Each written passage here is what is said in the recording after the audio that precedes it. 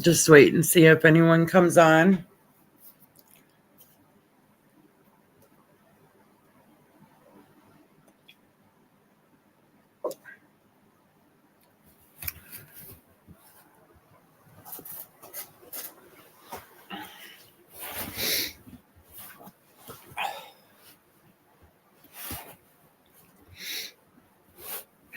All right, we'll go ahead and get started. Hello, everybody. Good evening. Happy Sunday. Today is October 26th. It's 4 o'clock p.m. and it's Sunday, Central Time. And if you're not, please subscribe, like, and share out the live. I've been working on this live all day to make sure that it goes by flawlessly. But I just wanted to give a few updates. I have been noticing that there have been some updates and a new couple cases that are out. And I would just like to bring light to some of them. But the first up is Kada Scott. I noticed in the headlines over the last few days that there has been some text reveals that she was texting this Keon King that has now been charged. So let's read through it. Text reveals Kada Scott message suspect kidnapped me again before she disappeared. Court docs. Kada Scott remains were found behind on an abandoned school 2 weeks after she disappeared. Text exchange discovered during the investigation was shedding light on how she may have known Keon King, the man accused of killing her. Police say Scott had reported receiving harassing phone calls before she disappeared. New details are coming to light about the Kada Scott, the Pennsylvania woman whose remains were found 2 weeks after she disappeared, knew the man accused of killing her. Scott, 23, disappeared from her workplace in Philadelphia on October 4th, authorities previously said. Her remains were found on October 18th following an extensive search, including an awareness campaign by her family and through a GoFundMe fundraiser. Scott was unalived by a weapon, the medical examiner office announced on Thursday, October 23rd. Keon King, a 21-year-old man whom police allege was the last person to have contact with Scott, has since been arrested and charged with murder, arson, and tampering with evidence in the connection with the case. Prosecutors previously said that Scott had been receiving harassing phone calls in the lead up to her disappearance, but it is not clear if King had been connected to those alleged calls. Scott and King briefly knew each other, prosecutors previously said, without elaborating on the nature of their relationship. Court documents obtained now reveal alleged text exchanges between the two and shed light on the last few moments before Scott vanished. The two began communicating on October 2nd and continued until her disappearance, per a criminal complaint cited by NBC 10, which is KYW Radio's partner. In that first exchange, Scott received a text from a number where the sender said it was their new number. When Scott asked the sender who they were, the sender said it was Cal, who investigators have since identified as King. In one of the messages to King in the morning of October 4th, Scott repeatedly said, "Kidnap me again," citing a probable cause affidavit and a complaint, respectively. In response, King's text, "Better be up to it," per investigations. Later that evening, when Scott was at the nursing home where she worked, her coworker overheard her saying to someone on the phone, "I can't believe you're calling me about this expletive," this court document cited. Investigators say after this phone call, Scott walked to a dark-colored vehicle outside the facility and left immediately afterwards. Scott remains were found in the woods behind an abandoned location, where investigators said they tracked King's cell phone during the time a vehicle in question was burned. King used the vehicle to move Scott, prosecution alleged at a press briefing earlier this week. King faces charges including arson, robbery, abuse of a corpse, tampering and evidence, and conspiracy, among others, per online court records. Reviewer by People, as is scheduled to be arraigned on Thursday. Plea and attorney information for King were not available in the online court records. But I got his lawyer speaking.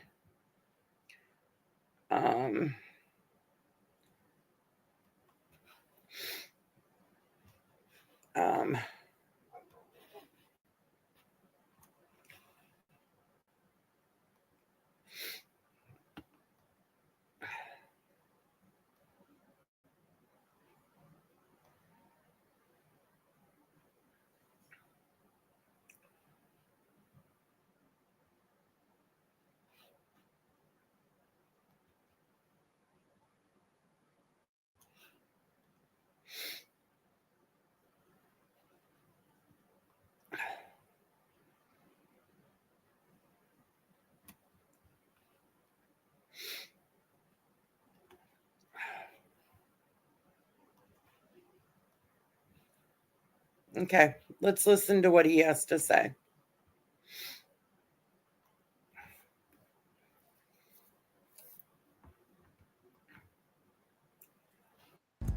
Need to open the door to more home buyers? Hyper-target home buyers in your area down to the zip. Learn how Flex data-driven ad solutions can drive home buyers to your real estate business. Connect with Flex.com. Now, for the very first time, we are hearing from Keon King's lawyer. King is the man accused of killing 23-year-old Kada Scott and burying her in a shallow grave in the woods behind Ada Lewis Middle School. Tonight, the community is coming together to honor Scott again, whose remains were discovered last week. Jen? Dawn, the community started gathering about half an hour ago here at Ada Lewis Middle School. You can hear some loud music here. There is a DJ for this event, and people were asked to bring blue or brown balloons in honor of Kada Scott. Now, you mentioned Keon King's lawyer, Shaka Johnson. He has been facing criticism in recent days for representing King. He went on a radio interview today to defend himself. Online petitions to have me removed from the case because they don't want me representing this gentleman. Criminal defense lawyer Shaka Johnson spoke with WDAS-FM host Frankie Darcell this afternoon on the Kada Scott case. He's representing the accused Keon King. I listen for God's voice when I am deciding whether to take a case. Is that what you did here? Most definitely. King, only 21 years old, was previously in trouble with the law and now faces a long list of charges, including murder, kidnapping, conspiracy, abuse of corpse, and tampering with evidence. But as a black man, you took this case. Yes. And there are people who are angry or salty or disappointed about that. What do you say to that? When it's a black man, when it's a black attorney, and I'm speaking for a lot of black attorneys who may not be saying this publicly, but they've been all on my phone privately. We are held to a different standard for whatever reason. I'm a professional. I took an oath. Just like doctors take a Hippocratic oath, I took an oath to represent the people that are in my wheelhouse of business. Kada Scott was last seen the night of October 4th at her job, the terrace at Chestnut Hill Senior Living. Court documents say the 23-year-old was texting with King moments before she disappeared. And surveillance video at the Aubrey Rec Center captured King's gold Toyota Camry and two people carrying a heavy object consistent with a human body.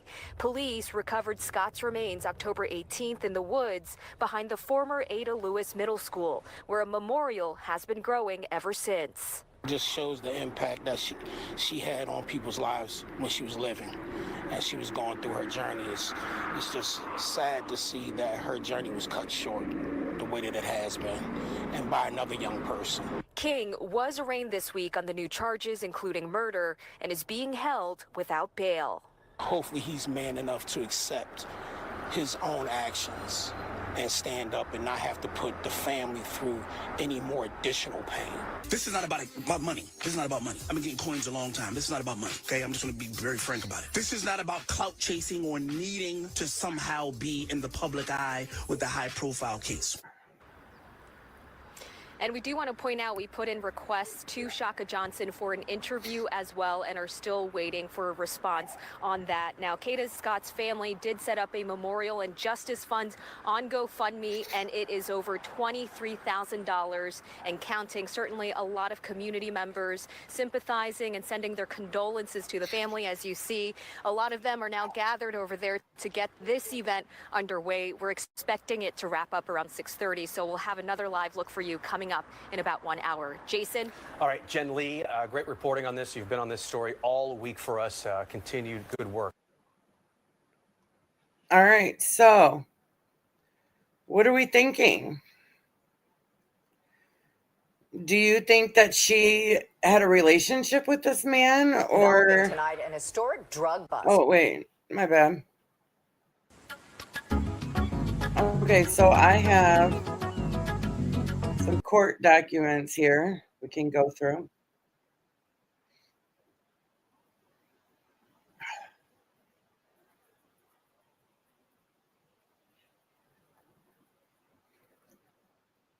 It's probably going to be hard to see because it is for me also, but I thought we would go through them. I gotta find out where it's playing. Maybe it's over. Okay. So let me try to make it bigger.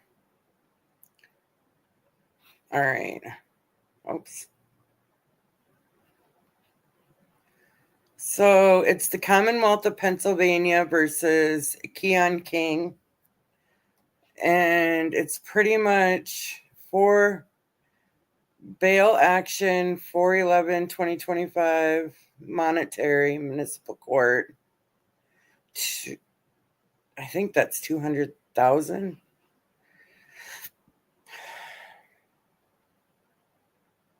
Trying to go up and down, but it won't let me. Kidnapping for ransom, strangulation, applying pressure to the throat and neck, terroristic threats, simple assault, recklessly endangering another person, harassment, criminal mischief.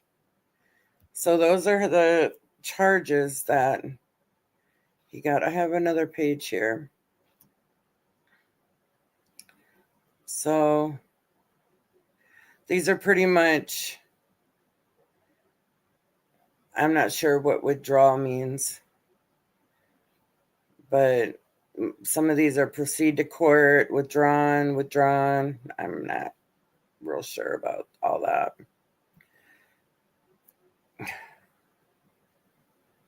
For sure they weren't dismissed. But that's really all there is on the Kada Scott was those text messages that were released. I mean, I'm sure there's probably more. I just didn't see it. I was trying to get a few of the most recent cases that were going on in the last few days. So let's go to the next one. Let's go to Celeste. So there has been some very interesting developments with a certain private investigator. And he has come out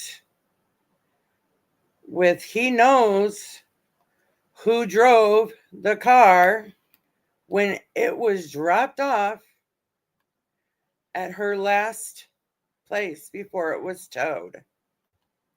So let me share the screen. This is on Court TV. Remember to put them in the document or in the Okay. Let's hear what he has to say. Celeste, just 14 years old, found dead in the trunk of a Tesla. The owner of the Tesla, David. Tonight, still no arrest. What's going on?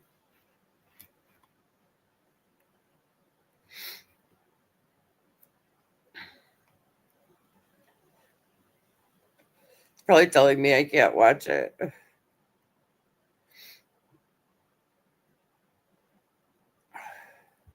In this homicide case, but we have new information connected to the car and the last known person to drive that Tesla. What happened to I don't know what's going on here.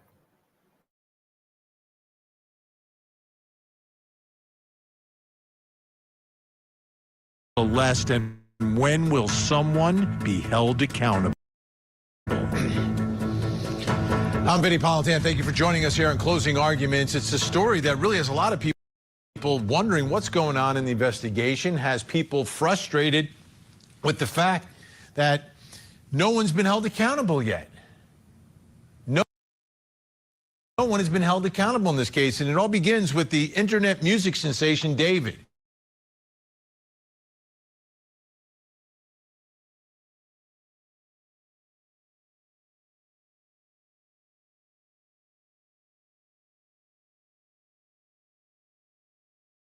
Twitch, doing his thing, then found out he can sing, I guess, and then somehow his career just exploded, absolutely exploded. So this guy was a star on the rise. Now, the victim here is a dead 14-year-old. Her name is Celeste. She's gone. Her life is over. This is serious. Like this is the murder of a child we're talking about. And the crime scene is a Tesla. That's where she was found.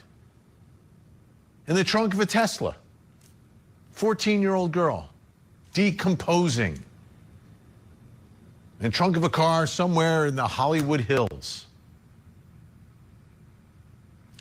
From the outside looking in, you'd think, okay, might be pretty easy to put the pieces together, but apparently it's not that easy to put the pieces together in this case. But they know whose car it is. It was David's car.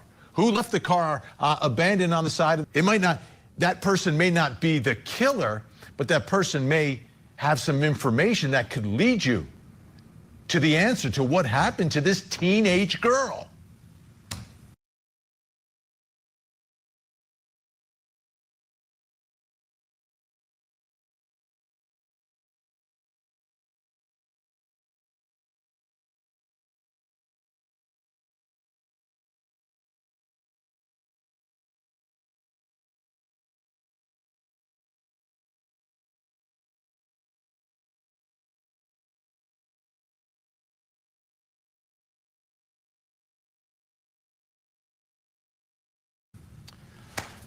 We've got a special guest joining us here at the top of the show on this story.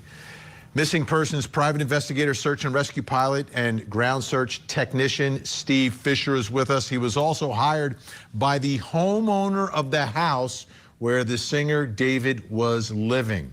Also joining us, host of the Outlier podcast and pop crime TV reporter Lauren Conlin. Great to have both of you here tonight. Steve, I want to begin with you because making a lot of news with all of this, involving a video apparently that you were able to get your hands on.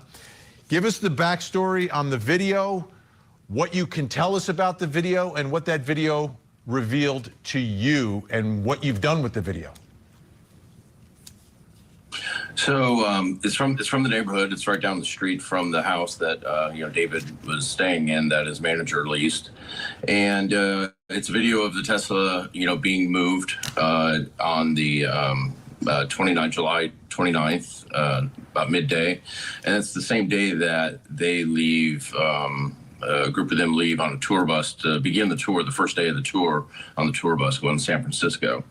So the Tesla at that point is actually already in as dirty state as it is in the pictures that we obtained, right when it was towed. So it's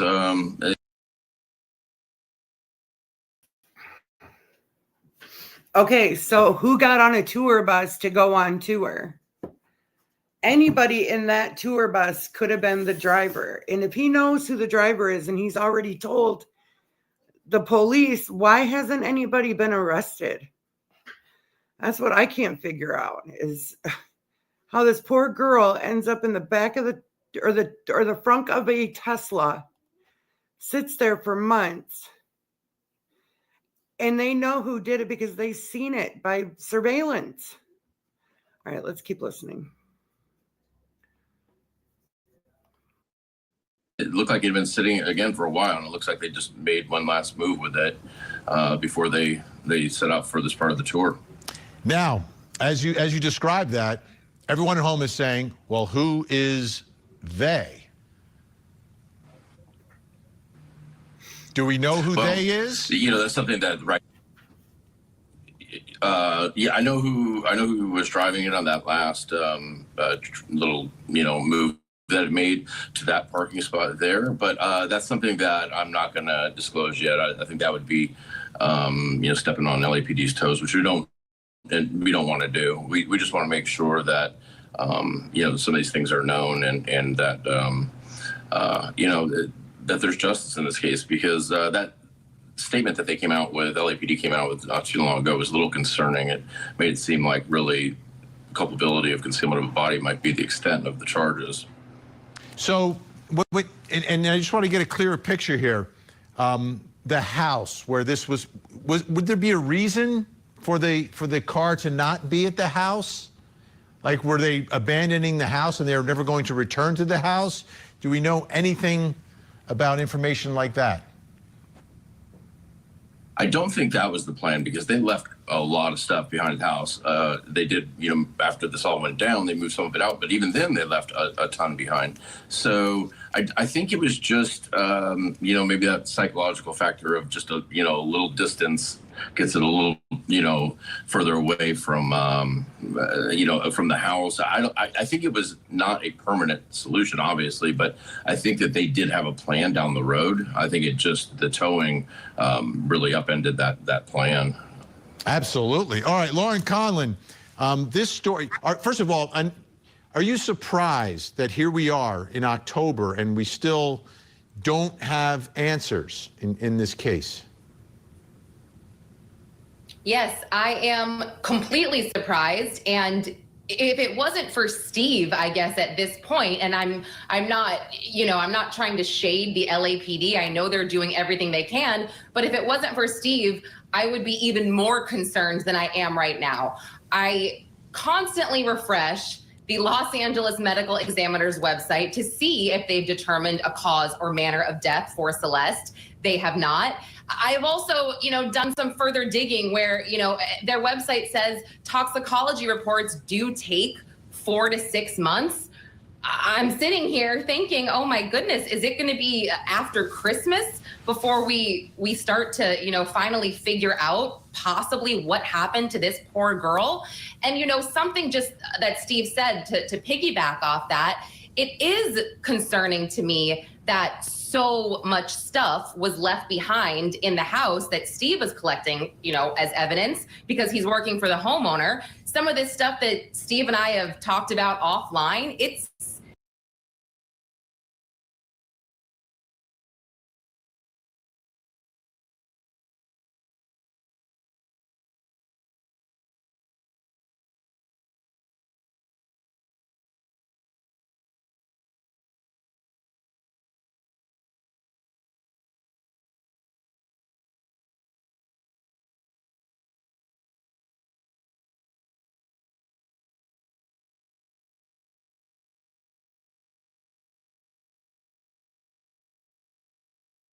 It's weird. I'm sorry. It's just strange that the LAPD didn't take this stuff with them when they had their search warrant. And I guess it's kind of like, let's just look at this from the outside again.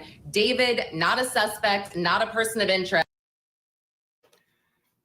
Okay, so the homeowner that owns this home that David's manager rented for $22,000 a month, they left behind a bunch of evidence that the PI says is evidence.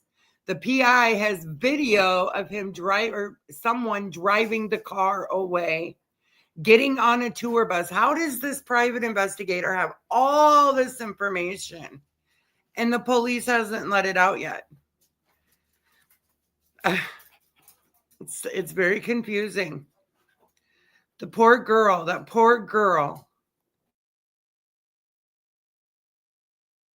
But he canceled all of his tours. That's a lot of money. He hasn't been seen, right, since he returned home to LA. I mean, that doesn't make sense. If you're not a person of interest at this point, what are you hiding from? I want to put up on the screen a sketch of a timeline here of some of the things that we know.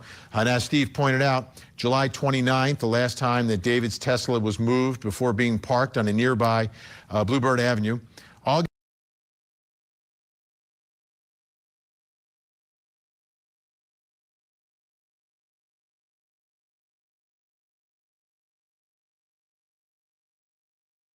27th, a parking enforcement officer marked the Tesla, noting the position of its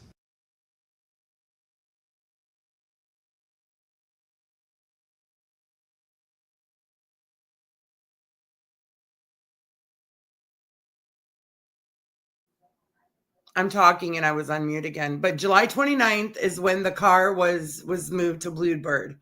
On August 27th, a parking enforcement officer marked the Tesla, noting the position of its tires. You know, where they go and they mark the tire onto the cement so they know if it's been moved or not? Okay. Let's keep hearing the timeline of events. tires. September 3rd, the officer issues a citation to. Okay, so September 3rd, officer issues citation to Tesla for violating the 72-hour parking ordinance. The Tesla for violating the 72-hour parking ordinance. September 5th, the Tesla is impounded. Tesla is impounded and towed to Hollywood Tow Yard. And towed to the Hollywood Tow Yard. September 8th, the body of Celeste Rivas Hernandez. On September 8th, body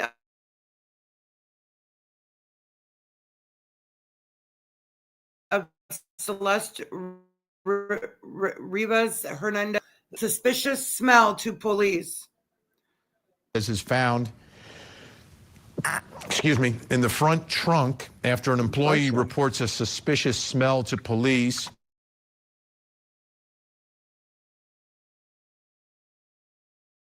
Had been staying.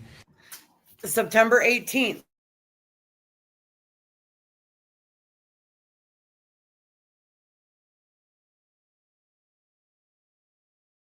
I just want to show everyone a map so they kind of get an idea here.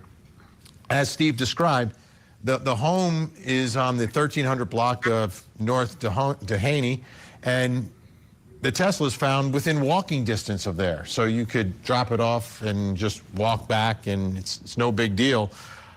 Okay, so this was where the home was. And you could drive down and you turn on Bluebird, and that's where the Tesla was. I mean, they weren't in a big stretch of time to get it moved, like a long way. Like, that's pretty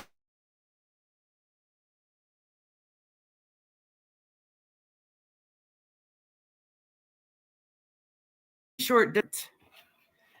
But I just can't get police. I mean, why hasn't anyone been arrested yet? Come on.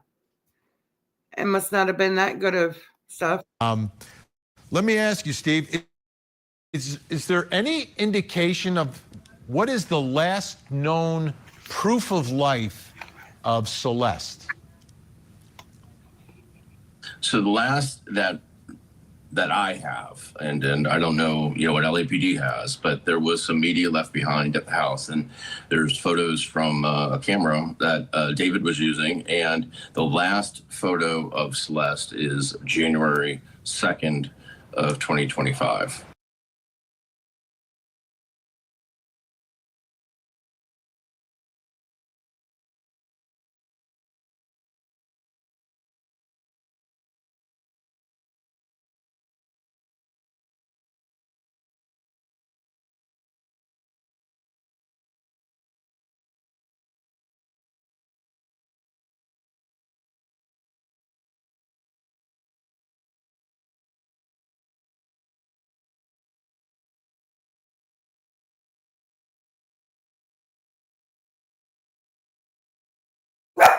Okay, so from January 2nd, 2025, almost a year ago, till July 29th when the car was moved, where was she?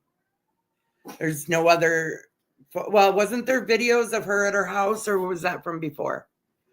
When she was fighting with the neighbor? I'm not sure of the timeline of that. Wow. Now, without revealing what you found, right? Because some things you may not be able to reveal. In what you went through in the house, did you find any evidence of criminal behavior? So, it's not a crime to think about doing certain things, but we found some things that had been delivered to the house that just don't belong there, or don't belong in any type of environment like that. And they are things that you could use to get rid of a person if you wanted to. And they're really, people say, oh, it's got to be tools and stuff. It's beyond that. It's really sadistic stuff. Now, LAPD didn't take it, but they have told us that they photographed it. But again, that's not a crime, just ordering these things, Right. But I think it does, show that there was some intent, and, Yeah, well, right, it's not illegal to have, but if you're putting together a case and it ends up being a homicide case and these things are Right. around, that's a piece of the puzzle, the building blocks of any prosecutor's case. Lauren, how would you describe David? If someone has no idea who this guy is, who he is, how he got famous, what he's known for, and what he's like. Yeah, I mean, David is your typical internet kid. He describes himself that way. He grew up with the internet. He's a gamer. He was a TikTok star. That's essentially how he was discovered as this singer. He went viral, and he has millions of followers on every platform, a huge following on Discord, Reddit, Instagram, TikTok, you name it. His life is online. And, Vinny, just to add a couple things to the dates that you mentioned before, you said September 18th, that's when the home was searched, the Hollywood Hills home. Well, also around the 17th and 18th, I'm not exactly positive which day it was. I don't want to be called out, but that was also the day that Celeste Rivas Hernandez's body was identified as Celeste. And also that was the day, or around the day, that David transferred his Houston homes in Texas in his mother's name. And, I kind of smile a little bit, and I didn't really mean to, when you asked Steve, about the evidence he found in the home, because I know that Steve wishes he could share it all with us, but clearly he's being incredibly responsible right now, and he's not trying to step on the LAPD's toes, but it's concerning. How about Celeste's family, Lauren? What are they, or are they just waiting? So it's interesting, Benny, because I have been kind of refreshing their Facebook profiles, the family members that I found. I believe initially when Celeste went missing for the first time back in February of 2024, it was her aunt that posted that she was missing, and her mom had commented on it. And I did get her brother's number. I actually texted him at one point. I did not get a response there. So I really have no idea. I also think that, there is a language barrier with her mother. At least I know that her mother for sure does not speak English very well. So I think that, that also might be an issue as to why she's not speaking out. But yeah, pretty much silence from her family. Now, Steve, getting back to your video, and you've provided it to LAPD, correct? Yeah. Right. So they have it. Yeah, absolutely. And from that video, you're able to tell who's driving the car. And you use the term they, so there's more than one person involved in all of this. And obviously, none of them or all of them could be involved with what happened to Celeste. We don't know. But are they identifiable from the... There's one person driving the car. When I say they, it's because there's images from right before and then after the time frame the car was moved that same day of people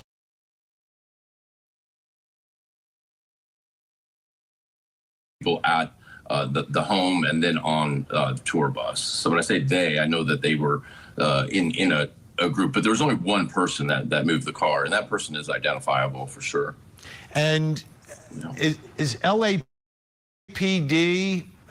my guess is they would have wanted to have spoken to all these people.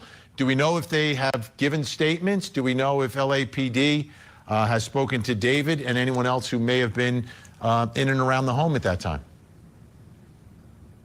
Well, I know that, before she was identified, there was a statement from David's camp saying that he did plan on talking to LAPD when he came back in town because he had a show at the Greek Theater in LA, which was canceled. I hope they've talked to these people, but, they're not telling us that.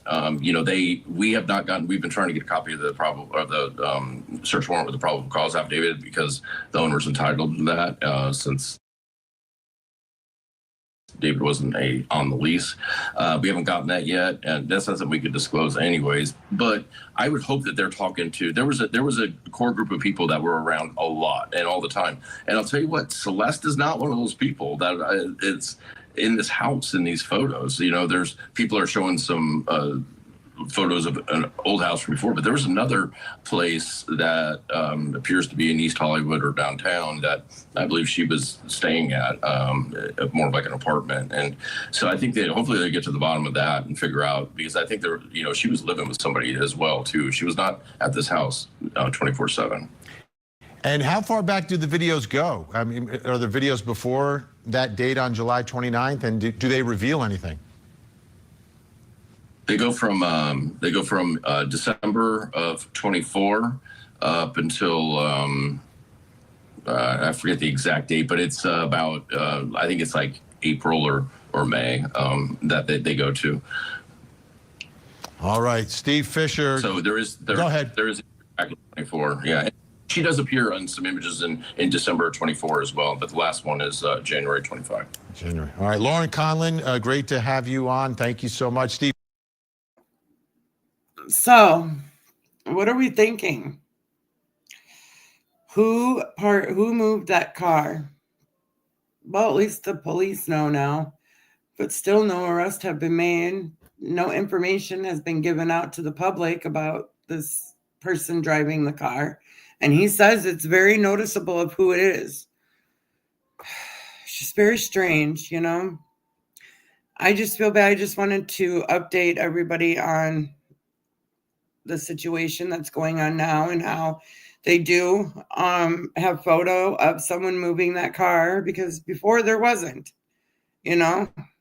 So, okay, that's all there is about update on the Celeste. But when there is bigger updates, I will come back. But until then, I probably won't do any more on Celeste. All right. Did you guys hear about the Pennsylvania shooting last night? Wow, that was pretty scary. I watched it live on a YouTuber's live. That was really, really scary. I would have to say, for those students that had to endure that, definitely were scared. Lots of screaming, yelling. Just waiting for StreamYard to catch up. Oh, of course.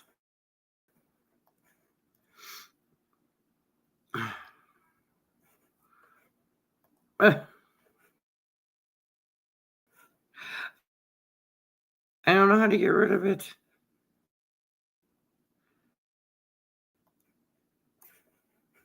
Okay. All right. We can get that out of the way. Shooting at a historically black university's homecoming fest in Pennsylvania kills one person and wounding 6 others as students and alumni celebrated homecoming at the historically black school, authorities said.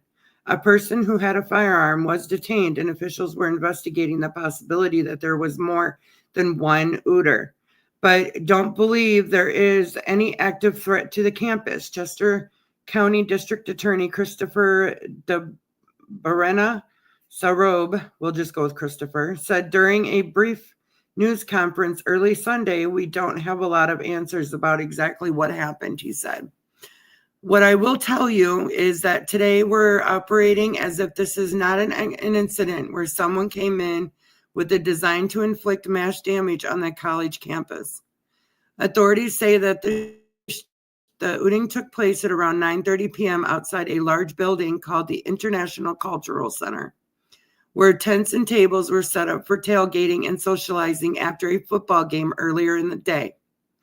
It was a chaotic scene and people fled in every direction, the district attorney said. He urged anyone with video from the scene or other information that could help the investigation to contact the FBI.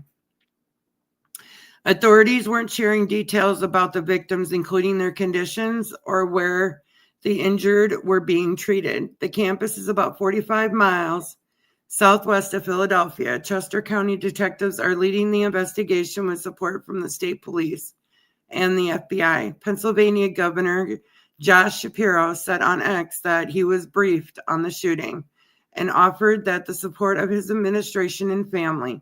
Join Lori and me in praying for the Lincoln University community, he said. Lincoln University Police Chief Mark Partey said in the shooting does devastated the school's community on what was supposed to be a joyous day and focused on the school's legacy. If there was another word to describe that's more impactful, I could use it. He said, but devastated is a start.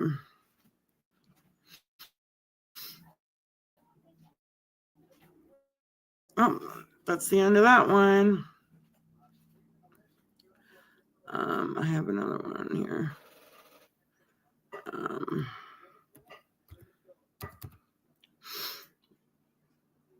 Okay, this was updated about 48 minutes ago.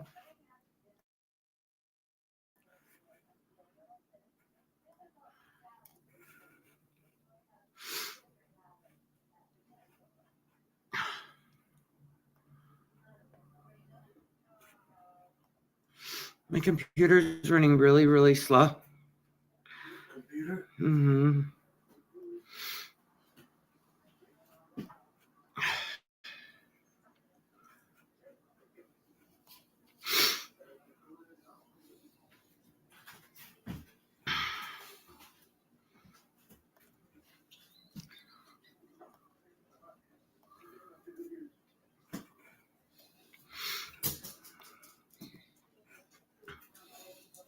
Sorry, all my computer's like really running slow. Okay, here's the video on the story. Oh, of course, we have an ad. Said I didn't look like your average football player. He had more of an accountant look, but I saw the field differently. And when I started wearing Warby Parker glasses in middle school, it all just clicked. All of a sudden, he's reading playbooks on the bus.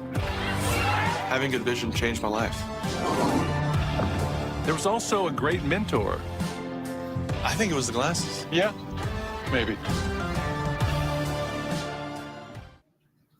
Is trying to process a tragedy. Gunfire overnight killed one person and injured 6 others. All of it unfolding during homecoming weekend. Action News reporter Cheyenne Corinne is live on the Lincoln University campus in Chester County. Cheyenne, what have you found out this morning? Taronda, this mass shooting has really shaken the entire Lincoln University community, one of the nation's oldest HBCUs. Homecoming is supposed to be a time for people to rejoice and reunite. People came to simply celebrate, and instead they ended up running for their lives from gunshots. This morning, one person is dead and several other people are recovering from their injuries. It's just so sad. It's traumatic a little bit because we heard people got shot, people got killed. What's supposed to be a joyous occasion, the nation's oldest HBCUs, ended in a deadly mass shooting. Last night, one person was killed and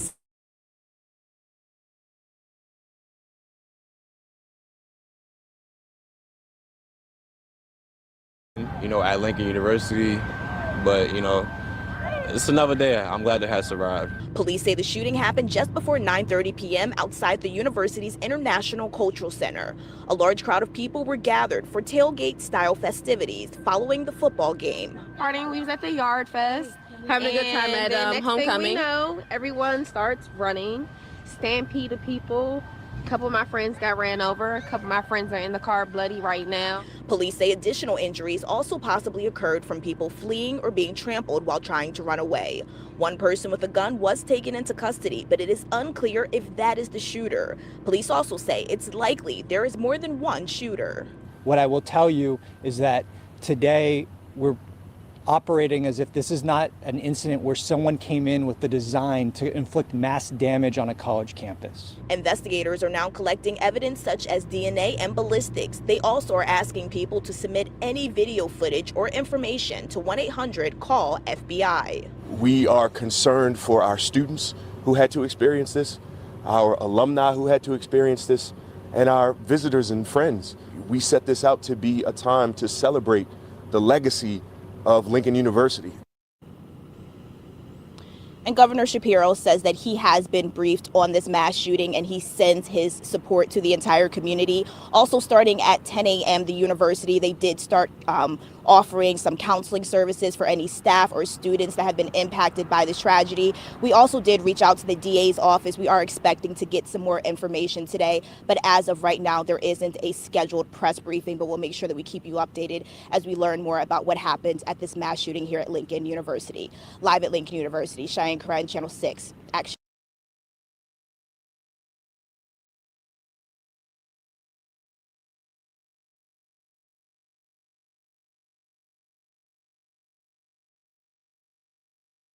It feels like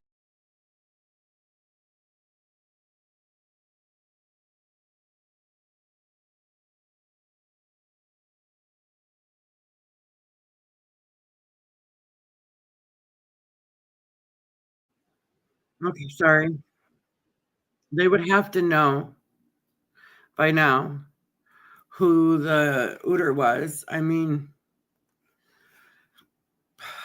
there's cameras and people talk. People talk all the time. Too much, you know?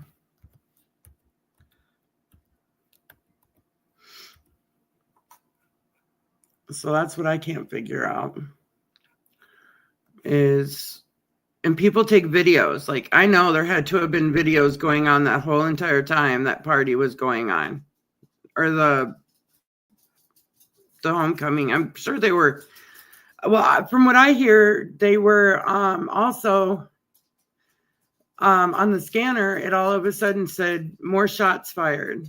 So it was more than just one. So there had to have been, like you said, more than one shooter.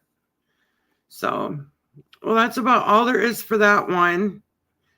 I'm just trying to give some quick updates on the ones that I've been hearing the most about. So I've been hearing about this Melanie Buzzard.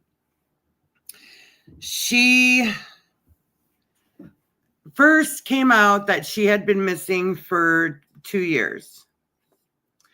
Well, then they said, no, she hasn't been missing quite that long. And then they come up with, they have a security photo of Melanie inside a car rental place. But she hasn't been seen since these photos of the car rental place. I thought I was sharing my screen. My bad. I'm sorry. So she hasn't been seen since the car rental place. So I hear her mom, I'm allegedly has a lot of mental illnesses, and she is not cooperating with law enforcement at all. They've went to her house to ask where Melanie is, and nobody has given out any information. So that's kind of sad. But I guess they went to Nebraska. So let's read this. The Santa Barbara County Sheriff's Office said the newly released surveillance images of Melanie were taken on October 7th, her last known sighting, and believe the wig may have been used to alter her appearance, as the child's mother remains uncooperative amid the search. The 9-year-old girl from California has been missing for over 2 weeks, has reportedly been spotted in a new security photo taken from what is believed to be her last official sighting, as authorities narrowed down the timeline behind her bizarre disappearance. On Friday, the Santa Barbara County Sheriff's released surveillance images of Melanie, who is being considered an at-risk missing person from the last time she was seen, along with an update timeline and details. According to the Sheriff's Office, the investigation started on October 14th after the school administrator reported Melanie's extended absence. Melanie had been reportedly homeschooled in the recent years, and Melanie's mom, Ashley, enrolled her daughter in the Lompoc Unified School District Independent Study Program, citing in our independent study program, as a student fails to pick up assignments, the student is referred back to their school of residence, which then contacts the family to complete enrollment. The district said in a statement, if attendance does not begin, the school follows mandatory truancy procedures, including phone calls, letters, emails, and home visits. When a student or family cannot be reached after these efforts, the school requests a welfare check from law enforcement. According to authorities, after the school administration reported Melanie's absence, deputies went to the child's home and contacted Melanie's mother, Ashley, 35. Melanie was not at the home, and no verifiable explanation for her whereabouts was provided, the Santa Barbara County Sheriff's Office said. Detectives said the critical timeline has been narrowed down to October 7th and October 10th, with Melanie's last verified sighting being October 7th, when the child was captured on surveillance images taken at a car rental business. In the security photos, which can be seen at the top of this post, Melanie can be seen with her hair covered with a hood, with authorities say believing she is wearing a wig to cover her real hair, which is curly. Melanie is wearing a hooded sweatshirt with the hood pulled up and what appears to be a wig that is darker or straighter than her natural hair. The sheriff's office said investigators believe the wig may have been used to alter her appearance. Detectives also note that Ashley is known to wear wigs. So here's her missing person poster. In addition to being the time Melanie was last seen, the photos are believed to be the first new shots of the child in 2 years. The previous most recent photos of Melanie, which is featured on the FBI's missing persons poster, was reportedly taken 2 years ago and can be seen above. Although Melanie's last confirmed sighting was on October 7th, officials said her mother, Ashley, has been returning to her home in Lompoc on October 10th, driving a white Chevrolet Malibu, the car she had rented at a rental car business on October 7th. The sheriff's office said Melanie and her mother went on a 3-day road trip, went from Lompoc to Nebraska area, with the return trip including the state of Kansas. However, her official, Melanie's, has not been seen in the vehicle with her mother when she returned. According to the FBI, the car is no longer in Ashley's possession. Detectives are now focused on determining where Melanie was during those 3 days and where she may be now, the sheriff's office said. So they're saying this photo was made back in 2023, and then she was unverified by the school in 2025, and then she was picked up in this car in 2025.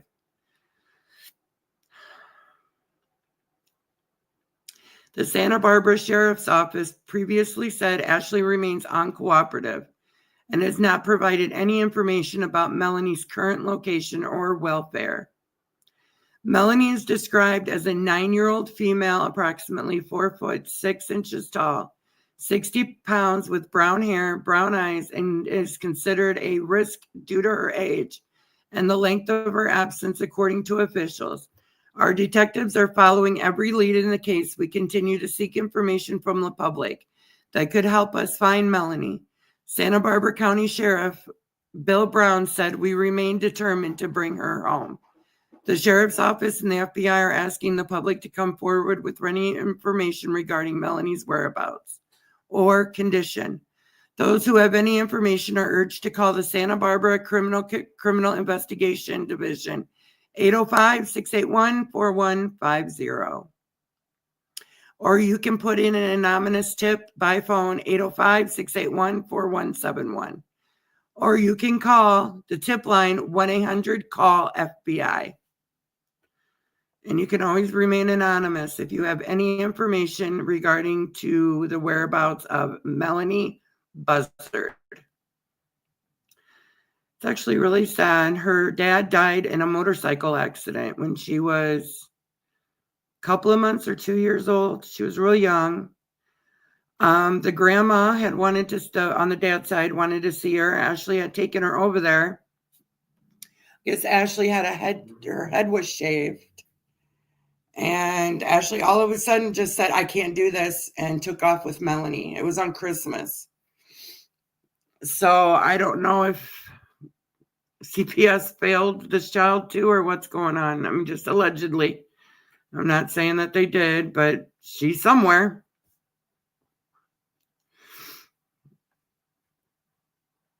But yeah, that's too bad. I hope they find Melanie. Here's a picture of Melanie. And I also have her picture up here on the screen. If you have any information, please call the FBI and let them know. You can remain anonymous. All right, y'all. I wanted to keep this at just an hour. I didn't want to go for too long because it takes too long to upload. But anyways, you all have a wonderful Sunday. I will see you guys tomorrow morning, for the Dustin Duran case. I'm pretty sure he was still on the stand when we left Friday. So he must, yeah, because the state hasn't even questioned him yet. So in the meantime, you all have a wonderful night. Please don't forget to like, share, and comment. I think I did better this time. I just have to say so myself. No, a lot of mishaps. So, all right. You all have a wonderful night, and I will see you in the next one. Thanks. Thank you. Bye-bye.